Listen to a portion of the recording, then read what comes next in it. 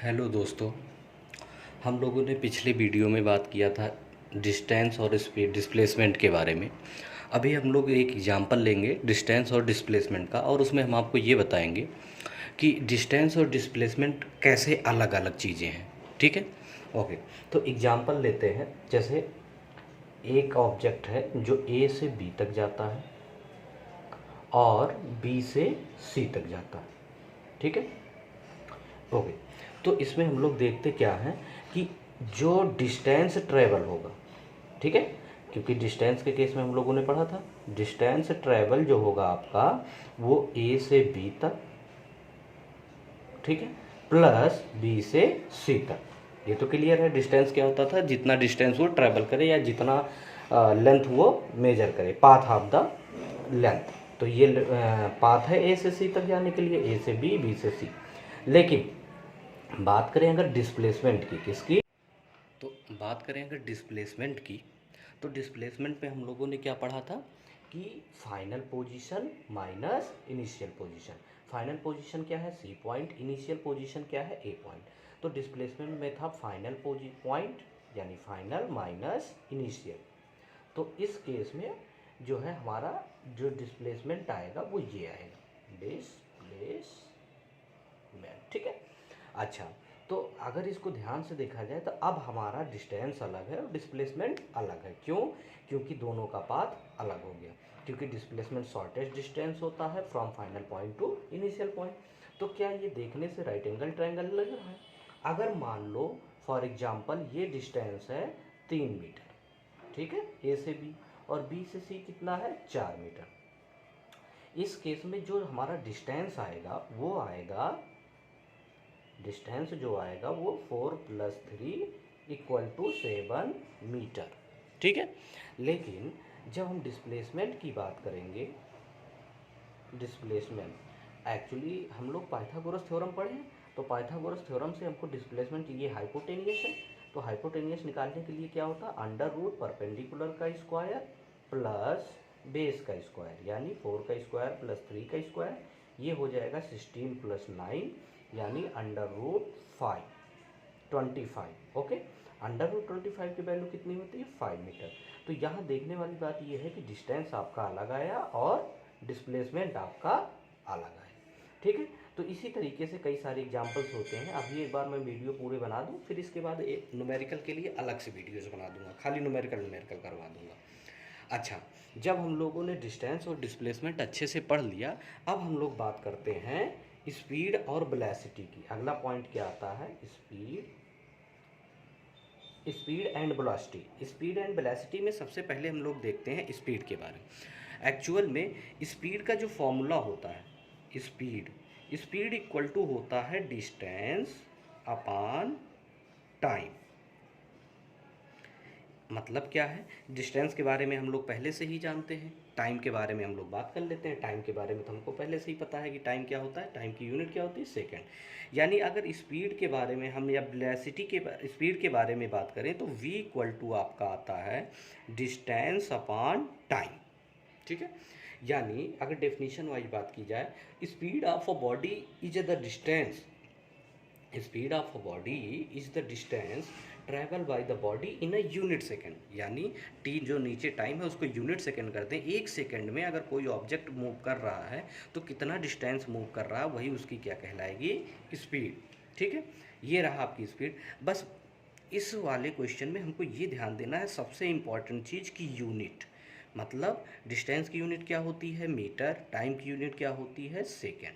ठीक है, यहाँ हमको अगर कभी क्वेश्चन में न्यूमेरिकल पर्पज से अगर आपको जो है थोड़ा सा टफ देगा तो वो यूनिट कन्वर्जन कर देगा। जैसे टाइम को तो रखेगा वो सेकंड में, लेकिन डिस्टेंस को कर देगा किलोमीटर में। तो वहाँ आपको जब आप न्यूमेरिकल करिएगा तो वो जो है उसको देख के करिएगा। ठीक है, अब हम लोग बात करते हैं यूनिफॉर्म स्पीड और नॉन यूनिफॉर्म स्पीड की। यूनिफॉर्म स्पीड आपका क्या होता है, यूनिफॉर्म स्पीड, यूनिफॉर्म स्पीड ये होता है, जैसे हम लोग टाइम इंटरवल को तो सेम रख रहे हैं, मतलब अगर हम टाइम इंटरवल को क्या कर दें, फिक्स कर दें एक फिक्स टाइम इंटरवल में। फॉर एग्जांपल जैसे हमने कहा कि एक व्यक्ति है जो बाइक चला रहा है।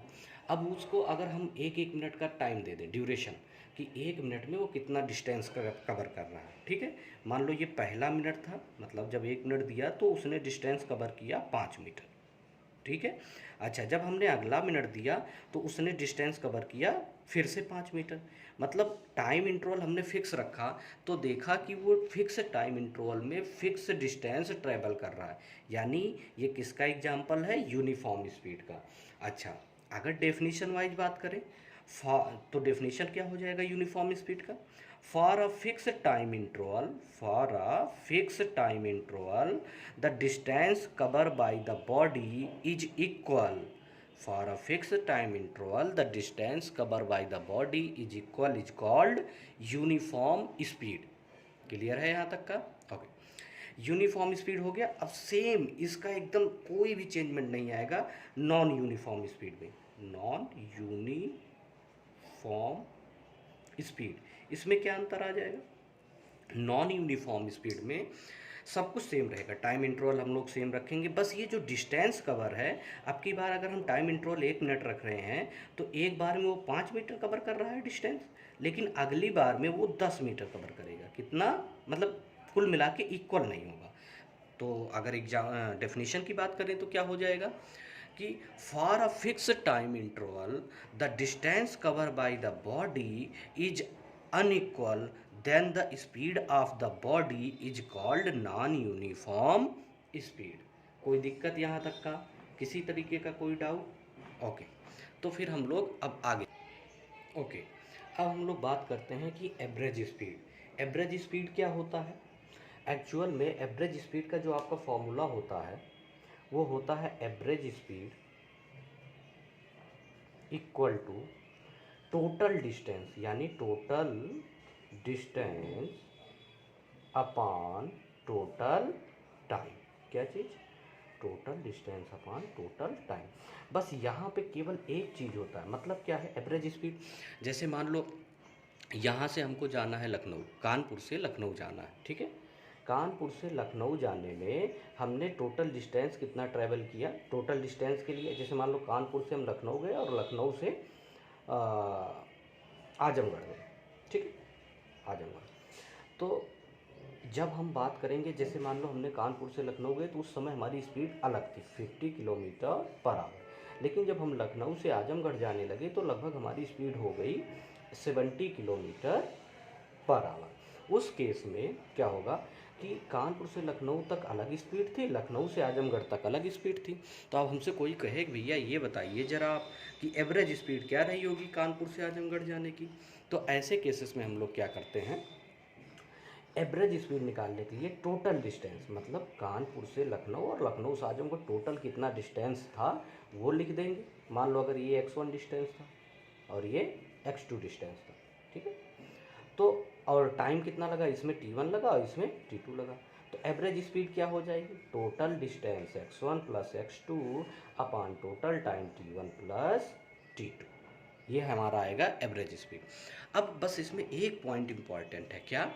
जैसे जो ही हम टोटल टाइम ले रहे हैं, याद रखना डिस्टेंस तो फिक्स है भाई, कानपुर से लखनऊ का डिस्टेंस, लखनऊ से आजमगढ़ का डिस्टेंस, लेकिन आपका जो ये पॉइंट आएगा टोटल टाइम, जैसे कानपुर से हम लखनऊ तो गए, लेकिन हम लखनऊ रुक के करीब 1-1.5 घंटे अपना कुछ और काम किए, फिर हम लखनऊ से निकले आजमगढ़ के लिए। तो क्या सर जो 1 घंटे हम लखनऊ में रेस्ट किए या रुके या जो भी काम किए, तो क्या सर टोटल टाइम में वो काउंट होगा कि नहीं, ये डाउट है। तो ये पक्का है कि जब टोटल टाइम लिखा गया तो हमको ये देखना है कि कानपुर से आजमगढ़ तक जाने में टोटल कितना टाइम लगा।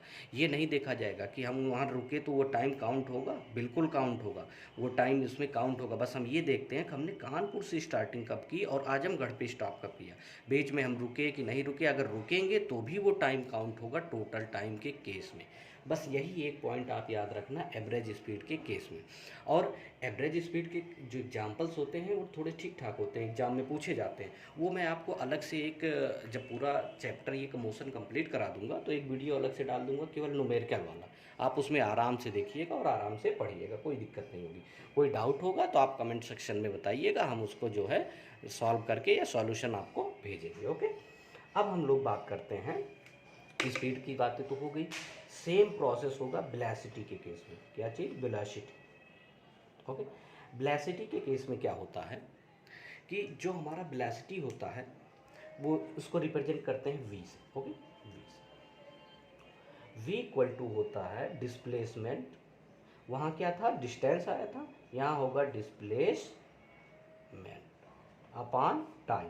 डिस्प्लेसमेंट और डिस्टेंस तो हम लोग पहले ही पढ़ चुके हैं, कोई दिक्कत तो है नहीं। इसको भी अगर हम नॉर्मली रिप्रेजेंट करना चाहें तो एस बाई टी सी। ठीक है, सब कुछ सेम है, बस एक पॉइंट आ गया, क्या? डिस्प्लेसमेंट। और डिस्प्लेसमेंट के बारे में हमने आपको पहले ही बताया था, this is a vector quantity not a scalar quantity. मतलब डिस्प्लेसमेंट आपका वेक्टर क्वांटिटी है। अगर ये वेक्टर क्वांटिटी है तो वेलोसिटी क्या होनी चाहिए? Vector quantity. बहरहाल अभी हम आपको स्पीड और वेलोसिटी में डिफरेंस आपको समझाएंगे तो क्लियर हो जाएगा। ठीक है, तो ये हो गया हमारा वेलोसिटी। अब इसमें भी वही केस आता है, कौन सा? Uniform velocity. Uniform velocity. ठीक है, यूनिफॉर्म वेलोसिटी की बात कर लेते हैं। अच्छा, जैसे हम लोग यूनिफॉर्म स्पीड की बात किए थे तो वहाँ पे क्या बोले थे कि for a fix time interval the distance travel by the body is equal in a many time interval, then we can say that the speed is uniform velocity speed। बस यहाँ वेलोसिटी आया यानी डायरेक्शन आएगा, पहले से clear है क्योंकि displacement है। तो यूनिफॉर्म डिस्प्लेसमेंट के वेलोसिटी के केस में हम क्या कहेंगे? For a fix time interval, एक पॉइंट और जोड़ देंगे, क्या? For a fix time interval in a fix direction. अब डायरेक्शन भी आपको फिक्स करना पड़ेगा क्योंकि इसमें डायरेक्शन का ही रोल होता है। तो अगर हम डायरेक्शन का रोल देखेंगे तो ये भी बोलेंगे डेफिनेशन में अपने, for a fix time interval in a fix direction the displacement cover by the body, the displacement cover by the body, distance cover by the body is equal, then that velocity is called uniform velocity. ठीक है, अब इसी में second point आएगा। Uniform velocity समझ में आ गया, कोई दिक्कत? ओके, अब हम बात करते हैं नॉन यूनिफॉर्म वेलोसिटी। जैसे वहाँ हम लोग स्पीड के बारे में बात किए थे, सेम टू सेम होगा, बस खाली एक चीज़ चेंज होगा, क्या? कि वहाँ पे आ जाएगा आपका यूनिफॉर्म डायरेक्शन आपको फिक्स करना पड़ेगा कि इन अ फिक्स डायरेक्शन या for a particular time interval. For a, देखो आपको पहला काम क्या करना है? टाइम इंटरवल क्या करना है? फिक्स करना है, टाइम इंटरवल। ठीक है, टाइम इंटरवल को आपको फिक्स करना है, टी को। For a fix time interval in a fix direction, उसमें डायरेक्शन की बात होती नहीं थी लेकिन यहाँ पे डायरेक्शन की बात होगी। ठीक है, अब डायरेक्शन आपने फिक्स कर दिया, for a fix time interval in a fix direction if a body cover a unequal distance, मतलब ए से बी इतना है तो बी से सी इतना है, सी से डी, ये दोनों डिस्टेंस अलग अलग हैं। तो दोनों डिस्टेंस अलग हो गए तो आपका स्पीड क्या, वेलोसिटी क्या हो जाएगी? Non uniform. यहाँ तक का क्लियर हुआ? कोई डाउट यहाँ तक का किसी तरीके का? ओके, फिर हम लोग बात करते हैं एवरेज वेलोसिटी। क्या चीज़? ओके, हम लोग बात करते हैं एवरेज वेलोसिटी की। तो एवरेज वेलोसिटी इक्वल टू क्या होता है? डिस्प्लेसमेंट। सेम जैसे हम लोगों ने उसके केस में पढ़ा था, एवरेज स्पीड के केस में क्या पढ़ा था कि एवरेज स्पीड के केस में हमारा था total distance upon total time. उसी तरीके से यहाँ पे भी है, यहाँ पे बस ये है डिस्प्लेसमेंट अपॉन टोटल टाइम। मतलब क्या है? टोटल टाइम तो वो वही वाला होगा जो उसमें बताया था हमने आपको कि जैसे आपको अगर लखनऊ कोई काम है या कुछ देर के लिए आप रुके तो आप वो टाइम भी काउंट करिएगा जितनी देर तक आप लखनऊ उसमें रुके। बस चेंजमेंट यहाँ आएगा डिस्प्लेसमेंट का, मतलब जैसे कानपुर से लखनऊ इस डायरेक्शन में था लेकिन जो हमारा आजमगढ़ जाना था वो इस डायरेक्शन में था। तो यहाँ पे टोटल अगर वेलोसिटी की बात करोगे तो आपका आएगा total displacement upon total time. ठीक है, यानी आपका डिस्प्लेसमेंट वाला फैक्टर ये होगा, यानी डिस्प्लेसमेंट की जगह क्या रखना पड़ेगा आपको? ये डिस्टेंस। ठीक है, लेकिन अगर वेलोसिटी स्पीड की बात करते हैं तो आपको ये वाला डिस्टेंस प्लस ये वाला डिस्टेंस रखना पड़ता है। क्लियर है यहाँ तक का? इससे रिलेटेड भी जो न्यूमेरिकल आएगा आपको न्यूमेरिकल क्लास में करवा देंगे। अभी आपको हम थ्योरी वाला पार्ट समझा रहे हैं, अगर कहीं भी कोई डाउट आए तो आप कमेंट सेक्शन में आप हमको बता सकते हैं। ओके, फिर एक चीज़ हम लोगों ने देखा, चाहे स्पीड की बात करें या वेलोसिटी की बात करें, चाहे एवरेज स्पीड की बात करें या एवरेज वेलोसिटी की बात करें, चारों केस में हम लोग क्या चीज़ देख रहे हैं कि सब चारों का जो यूनिट है, याद रखना बच्चों, यूनिट बहुत इंपॉर्टेंट हमारे लिए। क्या? इन सारे चीज़ों का यूनिट क्या होता? मीटर पर सेकेंड हमेशा। ठीक है। अच्छा, जब हम लोग यहाँ तक पढ़ चुके, अब हम लोग बात कर लें कि स्पीड और वेलोसिटी में क्या क्या अंतर है या difference. What is the difference between speed and velocity? अगर पहले डिफरेंस की बात करें, सबसे पहले तो क्या होता है, द डिस्टेंस। इसमें क्या होता है? Distance cover by the body या path cover by the body in a unit time. ठीक है। लेकिन यहाँ पे स्पीड के केस में क्या आपका आएगा? डिस्टेंस आएगा। इसके केस में क्या आएगा? वेलोसिटी के केस में डिस्प्लेसमेंट, मतलब यूनिट टाइम में कितना बॉडी डिस्प्लेसमेंट हो रहा है। ठीक है। अच्छा, जब डिस्टेंस आया तो आपका कैसा क्वांटिटी है? स्केलर, मतलब ये डिस्टेंस पे डिपेंड, डायरेक्शन पे डिपेंड नहीं करेगा। लेकिन दूसरा अंतर इसमें क्या आएगा? ये वेक्टर क्वांटिटी होगी। कैसी क्वांटिटी होगी? Vector quantity. ओके, दोनों का यूनिट सेम ही होता है, कोई दिक्कत नहीं। अच्छा, एक चीज़ और इम्पॉर्टेंट है, क्या? स्पीड हमेशा आपका पॉजिटिव आएगा। कैसा आएगा? पॉजिटिव। कभी भी स्पीड नेगेटिव नहीं आ सकता, चाहे कोई भी कंडीशन आप क्यों ना लगा लो। क्लियर है? लेकिन आपका जो वेलोसिटी है वो क्या है? Vector quantity. वेक्टर क्वांटिटी का मतलब यहाँ पॉजिटिव भी आएगा, जीरो भी आ सकता है, नेगेटिव भी आ सकता है। कैसे? इसको एक एग्जांपल के थ्रू समझाते हैं। जैसे मान लो एक कोई बंदा है, श्याम। श्याम अपने घर से यानी हाउस से स्कूल जाने के लिए क्या करता है? 2 किलोमीटर इस डायरेक्शन में जाता है, और मार्केट श्याम के घर से इधर है।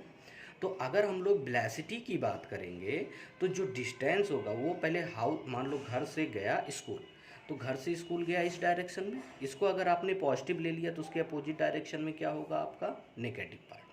फिर वो स्कूल से डायरेक्ट गया मार्केट, यानी कहाँ पहुँच गया? यहाँ पे।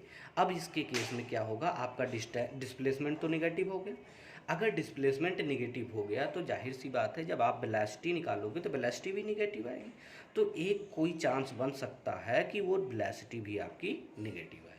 मतलब velocity can be positive, can be zero और नेगेटिव, एनीथिंग एल्स। ओके, तो हम लोगों ने क्या क्या बातें की? डिस्टेंस, डिस्प्लेसमेंट, स्पीड और वेलोसिटी की बात की, एवरेज स्पीड, ये सब चीज़ें बात की। अब हम आपको ये समझाएंगे कि एसिलरेशन क्या होता है, लेकिन वो अगले वीडियो में बताएंगे। अगले वीडियो में हम आपको क्या क्या बताएंगे? सबसे पहले तो एसिलरेशन के बारे में बताएंगे। ठीक है। एसिलरेशन के बारे में जब हम आपको बता देंगे, फिर इसके बाद हम आपको उससे एक दो न्यूमेरिकल करवा देंगे। सबसे पहले तो हम आपको स्पीड और वेलोसिटी का एक एक न्यूमेरिकल करवा देंगे। ठीक है। फिर आपको एसिलरेशन के बारे में बताएंगे। फिर वो जो मोशन के 3 इक्वेशन हैं उसको डेरिवेशन समझा देंगे। इतना काम हम लोग अगले लेक्चर में करेंगे, और उसका एक एग्जांपल। मतलब आपको एसिलरेशन पढ़ना है अगले लेक्चर में, मोशन के तीनों इक्वेशन पढ़ना है। ठीक है। और तीनों इक्वेशन के साथ साथ आपको एक अलग से न्यूमेरिकल करवाएंगे जिसमें तीनों इक्वेशन का इन्वॉल्वमेंट हो, जिससे तीनों इक्वेशन एक बार में समझ में आपको आ जाए। और इसके बाद ये हमारा मोशन जो है, मोशन के दो व्यू हैं, एक है आपका न्यूमेरिकल पर्पज और दूसरा है ग्राफिकल रिप्रेजेंटेशन। तो आपका न्यूमेरिकल पर्पज या थ्योरेटिकल पर्पज आपका सॉल्व हो जाएगा, और ग्राफिकल उसके बाद में करवा देंगे। तो कभी अब 2 से 3 वीडियो आपको और अपलोड करेंगे जिससे आपका मोशन पूरा कंप्लीट हो जाए। फिर भी अगर किसी को कोई डाउट रहता है तो आप हमको कमेंट बॉक्स में बताइएगा। जो पार्ट आपका डाउट होगा हम उसको अलग से वीडियो बना के अपलोड कर देंगे। थैंक यू दोस्तों, बहुत बहुत धन्यवाद।